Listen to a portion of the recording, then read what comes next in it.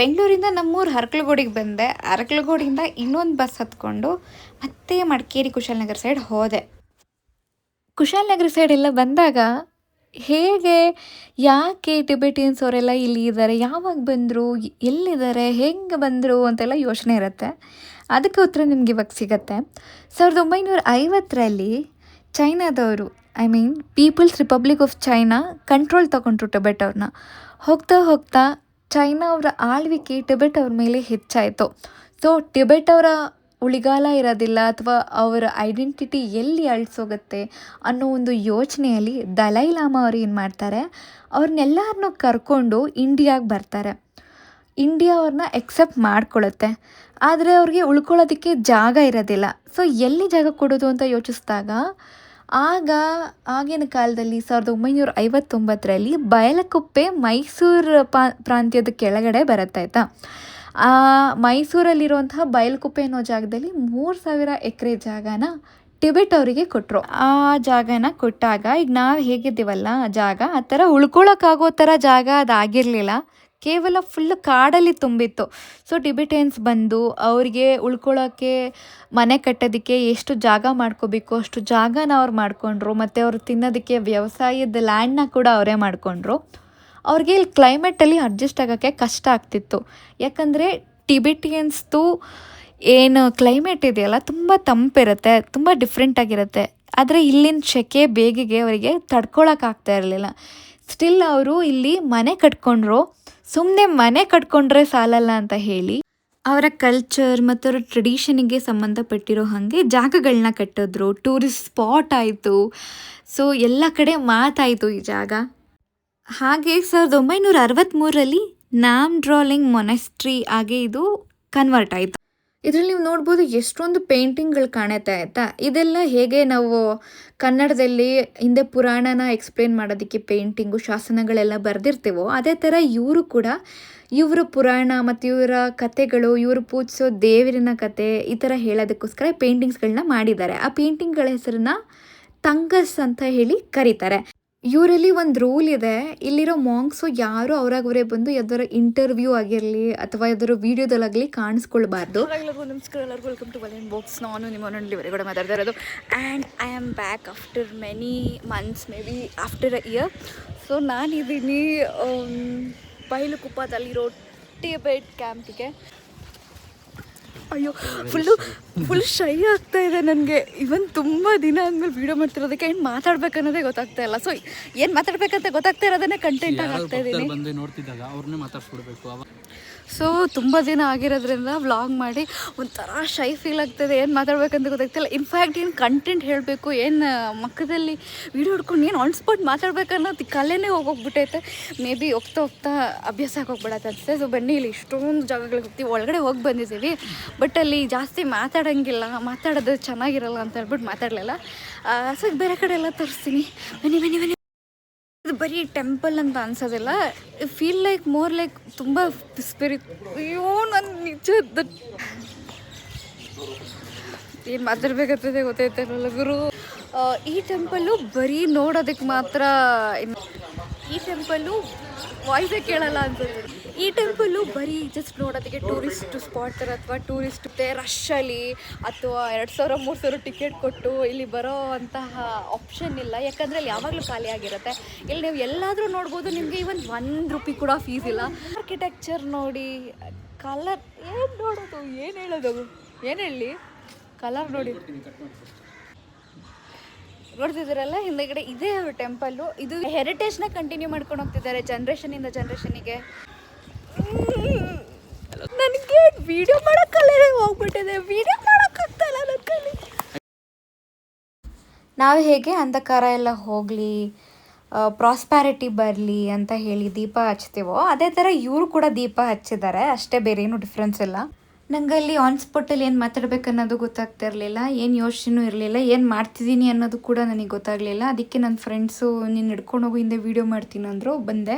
ಸೈಡಲ್ಲೆಲ್ಲ quarters ಥರ ಇರುತ್ತೆ, ಮನೆಗಳಿದೆ, ತುಂಬ ಚೆನ್ನಾಗಿದೆ ನೋಡೋದಕ್ಕೆ. ಒಳಗೋಗಿ ನೋಡಬೇಕು ಅಂತ ಅನಿಸಿದ್ರೆ ಒಳಗೋಗಿ ನೋಡೋಕ್ಕಾಗಲ್ಲ ಅಂತ ಗೊತ್ತು.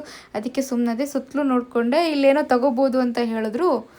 ಶಾಪಿಂಗ್ ಕಾಂಪ್ಲೆಕ್ಸ್ ಥರ ಇದೆ, ನೋಡೋಣ ಅಂತ ಹೇಳ್ಬಿಟ್ಟು ಅಲ್ಲಿ ಹೋದೆ. ಅಲ್ಲೂ ಕೂಡ ಮಾತಾಡ್ತಾ ಇದ್ದೀನಿ, ನನ್ನ ನಾಲ್ಗೆನೇ ಹೊರಳ್ತಾ ಇಲ್ಲ, ಏನೂ ಮಾಡೋಕ್ಕಾಗ್ತಾ ಇಲ್ಲ ಅಂತ ಬೇಜಾರಾಗ್ಬಿಟ್ಟಿದ್ದೀನಿ. ಇಲ್ಲೂ ನೀವು ಅಷ್ಟೊಂದು ಕೇಳಿಸ್ಕೊಳ್ಳೋ ಅಂಥದ್ದು ಏನೂ ನಾನು ಇಲ್ಲಿ ತೋರಿಸಿಲ್ಲ. ನನಗೂ ಅಲ್ಲಿ ಏನು ತೋರಿಸ್ಬೇಕು ಅನ್ನೋದು ಗೊತ್ತಾಗಲಿಲ್ಲ, ಸುಮ್ಮನೆ ಒಳಗೆ ಹೋದೆ. ನೀವು ಬೇಕಾದ್ರೆ ಸ್ಕಿಪ್ ಮಾಡ್ಬೋದು, 10 ಸೆಕೆಂಡ್ ಸ್ಕಿಪ್ ಮಾಡ್ಕೊಂಡು ಹೋಗಿ. ಮುಂದೆ ನೋಡೋಣ, ಇನ್ನೂ ಏನೋ ತೋರಿಸಿದ್ದೀನಿ ಬೇರೆನಾ. ಕನ್ನಡ ಓಪನ್ ಮಾಡೋದು ಹೆಂಗೆ? ಇಷ್ಟು ದಿನ ನಾನು ವ್ಲಾಗ್ಸ್ ಮಾಡ್ತಾ ಇದ್ದೆ ತುಂಬ, 1.5 ವರ್ಷದಿಂದ. ಇನ್ಸ್ಟಾಗ್ರಾಮಲ್ಲಿ ಕಂಟೆಂಟ್ಗಳು ಹಾಕಿ ನಾರ್ಮಲ್ ಸಾಂಗು ಅಥವಾ ಏನಾದ್ರು ವರ್ಡ್ಸ್ ಹಾಕಿ ಅಪ್ಲೋಡ್ ಮಾಡೋದು ಬೇರೆ, ಬಟ್ ಯೂಟ್ಯೂಬಲ್ಲಿ ವ್ಲಾಗ್ ಮಾಡ್ಕೊಂಡು ಮಾತಾಡೋದೇ ಬೇರೆ. ಮುಂಚೆ ನಾನು ಸ್ಕ್ರಿಪ್ಟು ಅಥವಾ ಏನು ಹೇಳ್ಬೇಕಂತ ಯೋಚನೆ ಮಾಡ್ತಿರಲ್ಲ, ಜಸ್ಟ್ ಆನ್ ಮಾಡಿ ಪುಟ್ ಅಂತ ಮಾತಾಡೋ ಮಾಡ್ತಿದ್ದೆ. ಇವಾಗ ನನ್ನ ಕೈಲಿ ಮಾಡೋಕ್ಕೆ ಆಗ್ತಾ ಇಲ್ಲ, ನನ್ನ ಕೈಲಿ ಏನು ಮಾತಾಡಬೇಕು ಅನ್ನೋದು ಯೋಚನೆ ಆಗ್ಬಿಟ್ಟಿದೆ. ಏನು ಮಾಡ್ತಾ ಇದ್ದೀನಿ ಅನ್ನೋದೇ ನನಗೆ ಗೊತ್ತಾಗ್ತಾ ಇಲ್ಲ. ಸಮಥಿಂಗ್ ಲೈಕ್ ಫುಲ್ಲಿ ಹೊಸದಾಗಿ ಶುರು ಮಾಡ್ತಿದ್ರೆ ಅದೊಂಥರ, ಬಟ್ ಹಿಂದೆ ಹಂಗಿದ್ದು ಇವಾಗ ಏನೋ ಮಾತಾಡೋಕ್ಕೆ ಆಗ್ತಾ ಇಲ್ಲ ಅನ್ನೋ ಒಂದು ಒಂಥರಕ್ಕೆ ಒಂಥರ ಅನಿಸ್ತಾ ಇದೆ. ನೂಡಲ್ಸ್ ಮತ್ತು ಚಿಕನ್ ನೂಡಲ್ಸ್. ಐಶ್ವರ್ಯ ಹೋಯ್ತು, ನಿನ್ನ ಕಲೆ ಹೋಯ್ತು. ಓಕೆ, ಚೆನ್ನಾಗಿ ಕಾಣ್ತಾ ಇದ್ದಾರೆ. ವಾ, ಚೆನ್ನಾಗಿ ಕಾಣ್ತಿದ್ದೀರಿ. ಸನ್ ಕ್ರಿಸ್ಟಿಗಾಗಿದೆ, ಚೆನ್ನಾಗಿ ಕಾಣ್ತಿದ್ದೀರಿ. Okay, let's welcome to warrior vlogs. ಮತ್ತೆ ಆ್ಯಂಡ್ ಇವತ್ತು ನಾವು ಪಕ್ಷಿಗಳನ್ನ ಮತ್ತು ಪ್ರಾಣಿಗಳನ್ನ ಮುಟ್ಟೋದಕ್ಕೆ ಕಾಸು ಕೊಟ್ಬಿಟ್ಟು ಬರ್ತಿದ್ದೀವಿ. ಆ್ಯಂಡ್ ಈ ವ್ಲಾಗ್ ನಾವು ಮಾಡಲೇಬೇಕು ಅಂತ ನಾನು ಅನ್ಕೋತಿದ್ದೀನಿ. ಯಾಕಂತ ಅಂದರೆ 100 ರೂಪೀಸ್ ಕೊಟ್ಟಿದ್ದೀನಿ, ದುಡ್ಡು ಕೊಟ್ಟು ಮಾಡ್ತಿರೋ ವ್ಲಾಗು ವೇಸ್ಟ್ ಆಗಬಾರ್ದು. ಏನು ಅನ್ಸಿದ್ರು ಏನು ಫೇಲ್ ಆದ್ರೂ ವ್ಲಾಗ್ ಮಾಡೇ ಬಿಡ್ತೀನಿ. Let's go. ಇರಿ, ನನ್ನ ಫ್ರೆಂಡ್ಸ್ ಎಲ್ಲ ಬಂದಿದ್ದಾರೆ, ಅದರಲ್ಲೆಲ್ಲ ಆಚಾರ ಎಲ್ಲನೂ ತೋರಿಸ್ತೀನಿ ಬನ್ನಿ ಗೈಸ್, ಲೆಟ್ಸ್ ಗೋ. ಇದೇನಿದು ದೇವದ ಮನೆ ಥರ ಮಾಡಿದ್ದಾರೆ ಪ್ರಾಣಿಗಳನ್ನ ಮುಟ್ಟಕ್ಕೆ. ಅಲ್ಲೂಯ್ಯ, ಏನಿದು ಹಾಂಟೆಡ್ ಹೌಸ್ ಥರ ಮಾಡಿಬಿಟ್ಟಿದ್ದಾರೆ. ಹಾಂಟೆಡ್ ಹೌಸ್ ಯಾಕಿದು? ಏನು ಮಾತಾಡ್ರಿ, ಏನೋ ಮಾತಾಡಬೇಕು ನಾನು. ವಾವ್, ಇದು ನೋಡಿ ಕೋಳಿ ಎಷ್ಟು ಚೆನ್ನಾಗಿದೆ. ಕುಯ್ದರೆ ಎಷ್ಟು KG ಬರ್ಬೋದು, ಸಖತ್ ಮಾಂಸ ಆಗತ್ತೆ.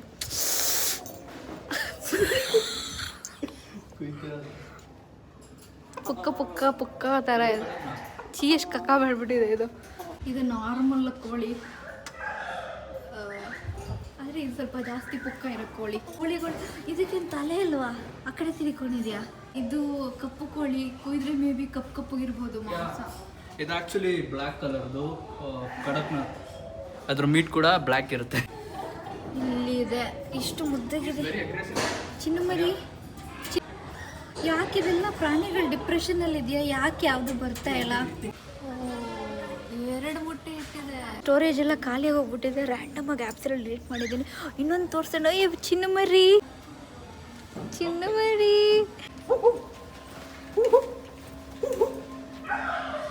ಎಷ್ಟು ಚೆನ್ನಾಗಿದೆ. ನೀವು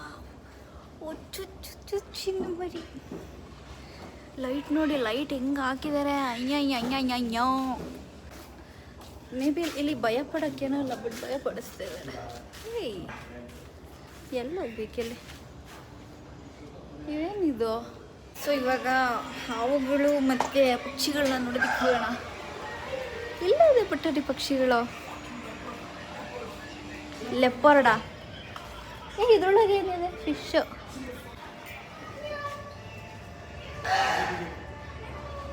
ಏಯ್, ಅಳಿಲ್ಲ ಇಲ್ಲಿರೋ ಅಂದ್ರೆ ಹಾರುವ ಅಳಿಲು. ಇದೇನಿದು? ಏತಕ್ಕೆ ಇದನ್ನು ಲಿಕ್ಕಿದ್ದಾರೆ? ಚಿರತೆ ಮರಿತಾನೆ ಇದು. ಬೇಡಿ, ನಾನು ಏನಂತ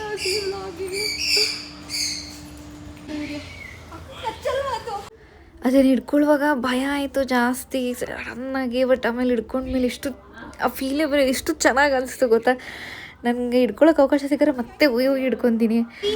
ಹೈ ಚಿನ್ನಮರಿ, ಹೈ. ಹಲೋ ಹೋಗ್ತಿದೆ ಇದು. ಹಲೋ, ಈಗ ಇಲ್ಲೆಲ್ಲ ಮಾರ್ಟಿದೆ, ನಾರ್ಮಲ್ ಚೆನ್ನಾಗಿದೆ. ಆದರೆ ಆ ಪ್ರಾಣಿಗಳನ್ನೇನು ನೋಡಿದ್ವಿ ಅಲ್ಲಿ ಹೋಗೋ ಜಾಗಕ್ಕೆ ಒಬ್ಬರಿಗೆ 100 ರೂಪಾಯಿ ಆಯಿತು. ಅದಾದಮೇಲೆ ಇಲ್ಲೊಂದು ಪಾರ್ಕಿಗೆ ಹೋಗ್ತೀವಿ. ಪಾರ್ಕ್ ಥರ, ಆದರೆ ಪಾರ್ಕ್ ಅಲ್ಲ, ಅದಕ್ಕೆ 60 ರೂಪೀಸ್ ಆಯಿತು ಒಬ್ಬರಿಗೆ. ನಾನು ಹೋಗ್ಬೋದು ಊರಿಗೆ ಅಂದ್ಕೊಂಡೆ, ಭಾರಿ ಮಳೆ ಬರ್ತಾಯಿದೆ. ಸೊ ಬನ್ನಿಗೆ, let's go. Will be back tomorrow again. ಅಯ್ಯೋ, ಕಣ್ಣೆ